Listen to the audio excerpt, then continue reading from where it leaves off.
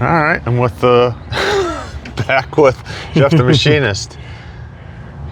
So what we got is we got a plug here, and then yeah, this is the only one that was bad. Okay. This one here, you can see how far off it was. Someone tried to put a king cert in there with a hand drill. Yeah, it was way off. So what do you have, aluminum welded?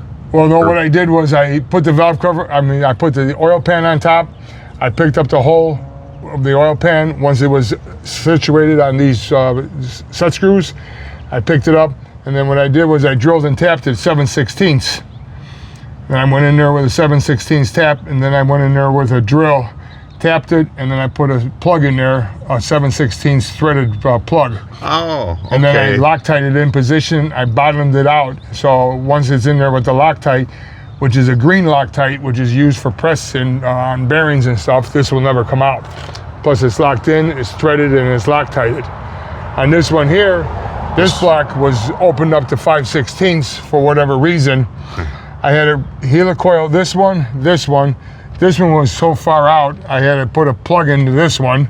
I recessed this one a little bit because the top of the head was a little bit bad, so this one's recessed a little bit, which is not gonna hurt.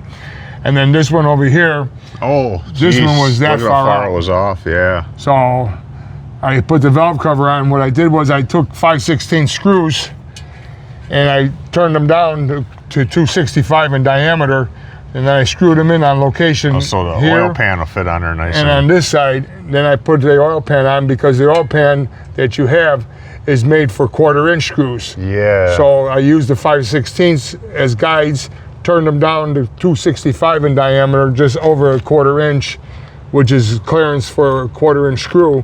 And then I put the oil pan on top of it, picked it up with a pin on the existing hole, did it, came over here, made sure that these were in location, and then came over here. This one here was way out. Again, someone tried to do it by hand. Are those metal plugs? Is that what they're? These are all metal plugs. Okay. These are all metal plugs, threaded in and Loctited in. And then if you're going to use screws or if you're going to use studs like this, that way, if you have studs in there, these are shorter than what you need.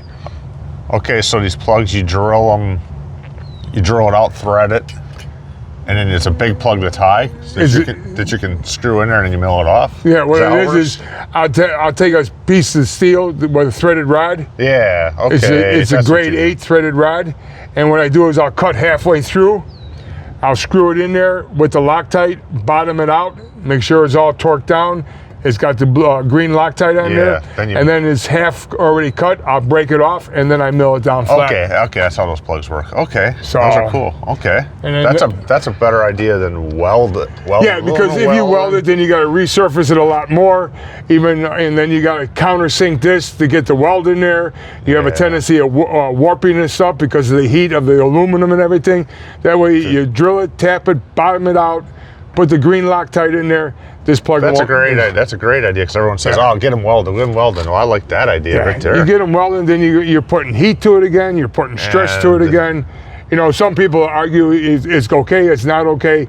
All depends. I do this all day long if I need to, and they stay put and they're not coming out. Yeah, like I said, I'm gonna go with studs with everything, so you're not taking anything in. Once you put the stud in there, your stud's in there. You bottom out the stud. If you want to put some blue Loctite on there so the stud stays, blue Loctite you can remove. Yeah. But the green is for press. On your heads, the heads were, again, these were warped. So I have the 2 blocks that they sit. I have 2 blocks that are ground that sit on where your rings sit for your gaskets, for your heads, for your jugs. I have one here. That way I lay them down, they're ground.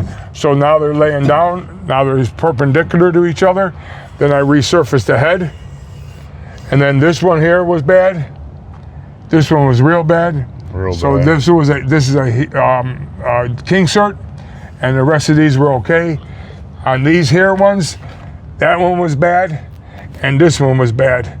And this is a plug. This is a plug in here. But that there opening, as you see right there, that's just a little breakage, but the whole hole was tapped. So this here is just cosmetic.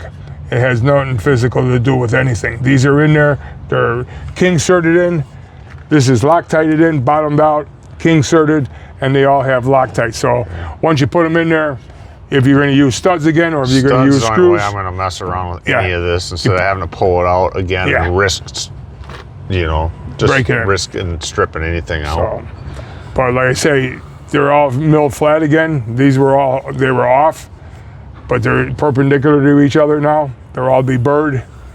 So the only thing you might have to do is run them through a wash tank to make sure.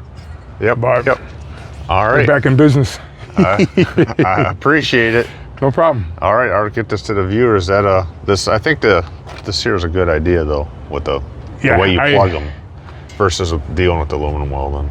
Yeah, people say, well, it's to one's choice, but I've been doing this long enough to where I do it that way. Unless you aluminum weld yourself, right? Unless you do it yourself, if you got to go to somebody else like myself, they wanted $100 a hole to grind this out a little bit and go down and weld it 1/4 inch. $100 a hole.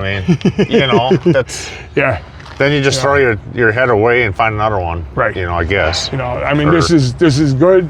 You put the king-serts or you put plugs. Yeah. And you're back in business. Forget it. All right. Cool. Cool? Yep. Cool. There you go.